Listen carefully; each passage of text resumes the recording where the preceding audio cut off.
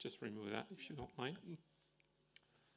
Hello, so yeah, I'm Patrick Grimonpont from Spinnernet. For those of you who don't know us, Spinnernet, we are a French company based in Lyon and Marseille, specialized in digital learning, and we are also editor of a software called Spinnernet Sphere. Will help you to create immersive experience with no coding, and you will be able to deliver your immersive experiences via the web on any device, PC, tablet, smartphone, or VR headset, of course. So yeah, today we'll be talking about the industry, small businesses. I'm going to be talking about VR specifically, not AR. Interestingly, calls also for personal things like in my own career, I had the opportunity to work in big corporations in the automotive industry, then founded my own very small business and then joined Spinnernet. That is a 50 people company, so when it's about size, it just reflects with my own career. So the question today is how do we meet the real, and I want to insist, the real demand of small and medium-sized industry companies for VR. Let me introduce you Sarah. So Sarah Chantis is head of Chantis SAS. That's a family business producing belt conveyors. I found it kind of 40 years ago. I've been pretty successful in creating nice, highly productive, smart conveyors. And it's about 120 employees with a 22 million euros turnover in 2019. And like anyone else, they are exiting the COVID-19 crisis, or trying to. And you just met Sarah as part of your own professional network. And Sarah just mentioned that they have a scrap issue on the shop floor. To have too much waste, and the throughput yield is pretty damaged because of that. The quality as well is a concern. They're losing some money because of the scrap. And you just say, well, I'm a VR specialist, and I think the VR experience could be nice. So you just say, look, Sarah, I can make you a nice VR tailor-made solution. I think 3D will be good. We can gamify all the stuff, and it will be highly interactive so that you can train your 20 workers on the shop floor, and then the scrap will just diminish. It's going to take us about 6 months if everything runs well. Very important, we'll need the help of your manufacturing experts. It's probably going to require 10 days, again, if everything runs well. And yeah, because it's 3D, etc., you need a pretty good PC. If you don't have that, of course, you need a PC with a nice Intel A10, a good RTX graphical card, and 32 gigs, and etc. And for the sake of having a perfect experience, we'd like you to buy an HTC Vive Pro 2, kind of 1,200 euros. Of course, you have to train 2 people so that you can launch the whole thing, right? So it's going to take that. And yeah, it might take 2 hours for the course, because for your 20 workers when they enter the course and they get the course and they get out, and you talk about this once again, etc. So 20 goes times 2 hours. It's going to cost probably 25,000 euros plus the equipment and the time you spend. It's going to be a 34,000 euros budget. And of course, you have to maintain that. So we can offer you a deal of maintenance for 4,000 euros per year. The question is, likely, how will Sarah react to this proposal? Any idea? No? I guess most likely it would be that. It's probably a good idea. Probably they do have a scrap issue and etc. It might cost some money. It's probably going to be a very good proposal. But here I'd like to talk about, we're discussing about mindset and communication channel. My guess is that we might not be talking to Sarah as per our primary preferred communication channel. So it's kind of a bit of a yin and yang question. Any company will have to work on its effectiveness and its efficiency.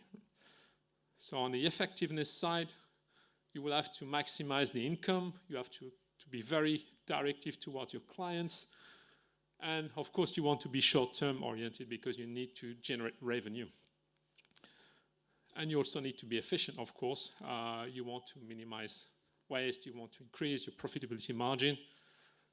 You will, for that, engage your own HR and investors. And you might think about efficiency as a long-term action.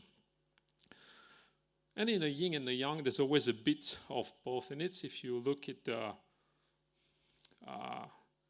probably small business position, they will want to consider budget and time, of course. And if you take the long-term approach, you will still want to look at things like throughput and satisfaction, customer satisfaction.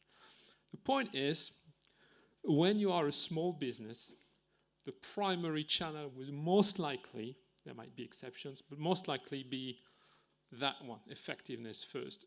And it's probably going to be your first priority in crisis times. And so we're out of COVID-19 and we're out of a crisis. And of course, what you want to generate now is income, and time is extremely important. Your budget are important as well. So it might well be that efficiency will be also a critical thing for you because, of course, you need to be efficient. But it will most probably, for a small business, come as a second priority from a cultural point of view. Here is some data from La Fabrique de l'Industrie, just in French report. For those of you who speak French, you can also download it. Just printed prior to the COVID-19 crisis. And we're talking about intangible investments here. So the graph you have is showing you how the different company sizes will react to intangible investments comparing to their size. So the blue one is big corporations. The pink one will be for medium size. The green one will be for small ones. And the orange one or red one will be for very small ones. So ratio is intangible investments. So that's as they count it with French. So that's for France. That's with intellectual property, database, software, and R&D. Interestingly, no learning. So that's very interesting because in France, for some reason, the intelligence you put in the software is an asset, but the intelligence you put in your brain is an expense. Don't know why, but that's it. That's the French accounting rules. So we're just counting here IP, data, software, and R&D, and try to compare how the different businesses will invest. And you will really see that so it just stopped in 2016. That's for the report, no more recent data. But you can really see the difference between the small businesses, the intermediate one and big ones in blue. And you can see that the ratio of investment in intangible assets varies from 1 to 2 from a small business to an intermediate size, and from 1 to 3 to the bigger ones, if not more. And the report suggests that 80%, if not plus, of the investment in intangible assets is done by medium-sized and big corporations. So you really need to be convincing, right? So what should I be selling to Sarah? That's the question, right?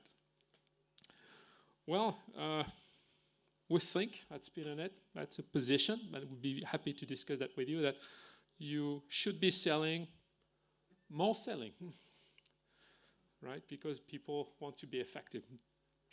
So we think the primary position is to, kind of good sense, try to talk especially to the clients of your small business. So you should be informing them and training them through VR products. And that's what we're trying to do at Spinnernet. We do think there's a lot of potential in this area because immersive products are just great if you want to be different in informing your clients and training and be training them. So we're doing that with 2 directions so far. The first is the 360-degree showroom. So we're really trying to promote the existing offer of the business. And the second one is the 360 training and documentation. And the idea here is to extend the service of the business. So you're just offering a new service or a renewed service to the company who will be able to sell more to their clients. So typically on the left-hand side, we've produced, and now I have quite a few projects in showrooms. So the first one we did with was A&B Pico. It's a 9-10 people company based in Lyon, and really showing how they what they produce in-house, special machinery, and etc. And reusing some of the existing stuff. That's very important. We'll be reusing the video, the PDFs, the pictures, and etc. and incorporating that, using the CAD models in SolidWorks and reinserting that in a 3D environment, plus photo to just show what the company does. You would also find on our YouTube channel, the Speedonet TV, again, sorry, in French, an interview from Mathieu Schiller from Europlacer. As I mentioned earlier, we have our own software. So the first one was a studio. We produced that with our own software. Europlacer bought a license of Speedonet Sphere, and they are currently creating their own showroom based on 3D with a 3D infographist, the talent of this infographist, and they are currently producing a new media to promote Europlacer through the showroom. The second one we are kind of starting now to explore with our clients is, again, 360-degree training and documentation to extend the service.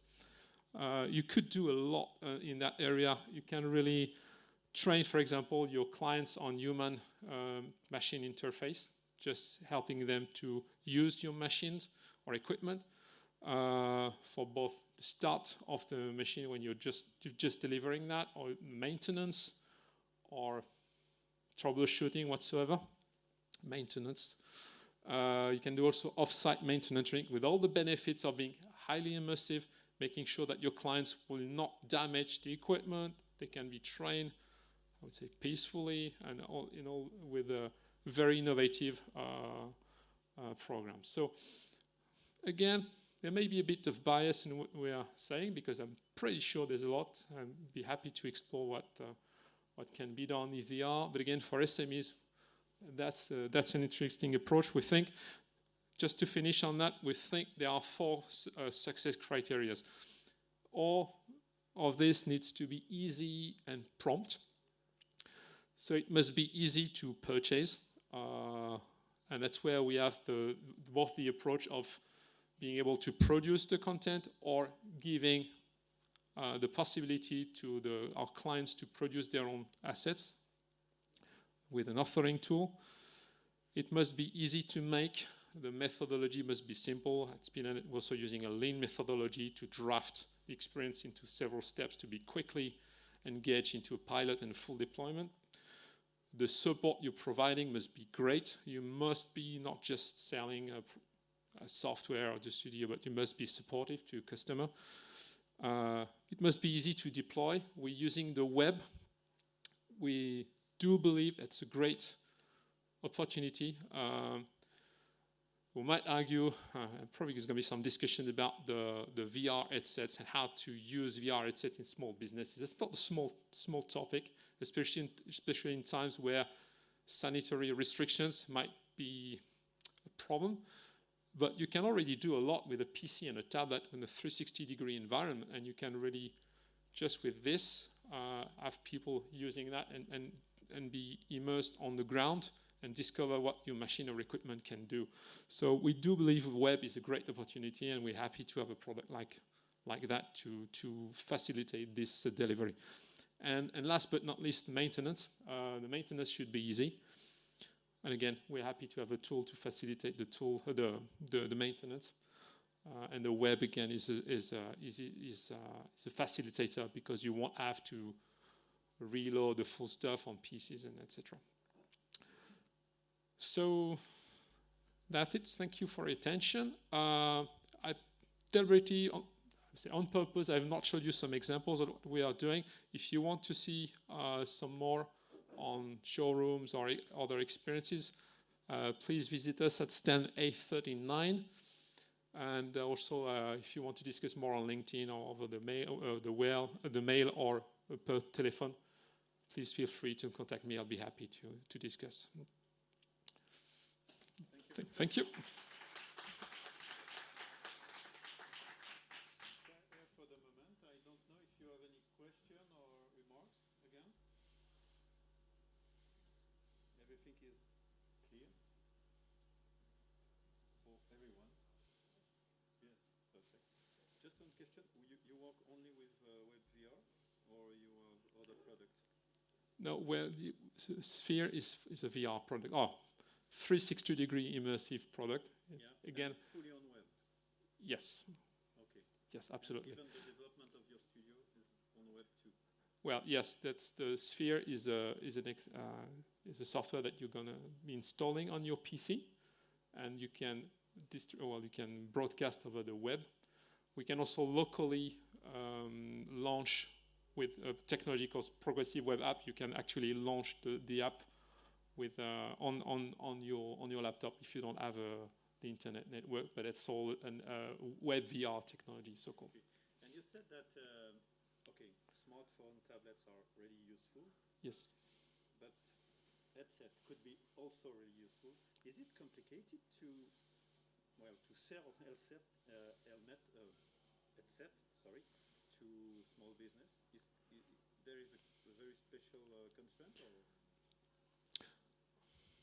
We have two main clients, so to say. We have pretty many clients on the medium size in corporations, and we also have education clients. We see that among, again, it's not the topic of today, but for corporations, the big ones where they have sites everywhere, having headsets is a concern because you need to manage the whole fleet of all the things. So for large, it's not a problem of cost. No. It's a question of managing the whole fleet, because they are not that expensive anymore. As you know, Quest 2 is kind of 3,000 euros and etc. It's not really the question of the cost; it's how you manage. Do you manage the fleet? Is there anyone to take care of that, etc. On the education sector, which is one of our key sectors as well, it's quite different. There's a real interest in VR because their business is to train people, and as such, the VR and the immersion through a headset is very attractive. So it really depends how many sites you have. Is it local? Do you have a specific usage? Do you need to broadcast to a large audience or not? There are all these considerations. And again, sanitary restrictions are real these days. So it's also part of the question. Okay. Thank you, Patrick.